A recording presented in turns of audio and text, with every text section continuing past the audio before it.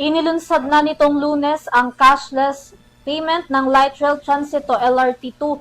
Layo nito na mas mapabilis ang transaksyon ng mga commuter at iwas hassle na rin. Tunghay ng balita ni Catherine Landicho.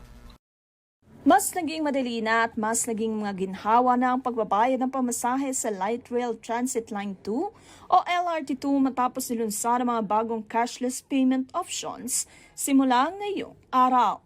Sa pamamagitan kasi ng pakikipagtulungan ng Department of Transportation o DOTR, Light Rail Transit Line 2 o LRTA, Rizal Commercial Banking Corporations at Bangko Sentral ng Pilipinas ay maaari nang gamitin ng mga pasahero ang kanilang credit at debit cards pati na rin ng GCash, QR code, gayon na rin ang NFC-enabled mobile phones at wearable devices sa pagbabayad ng kanilang mga pamasahe.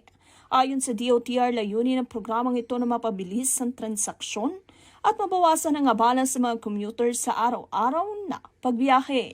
Ang pagpapatupad ng cashless payment system ay bahagi rin ng direktiba ni Pangulong Ferdinand Bongbong Marcos Jr. na palawakin ang pagpipilian sa pagbabayad at gawing mas episyente, moderno at hassle-free ang pampublikong transportasyon sa bansa. Inaasahan naman ng mga kinauukulang ahensya na mas marami pang pasahero ang makikinabang sa bagong sistema habang patuloy na isinusulong ang digitalization ng mga serbisyo sa pampublikong transportasyon.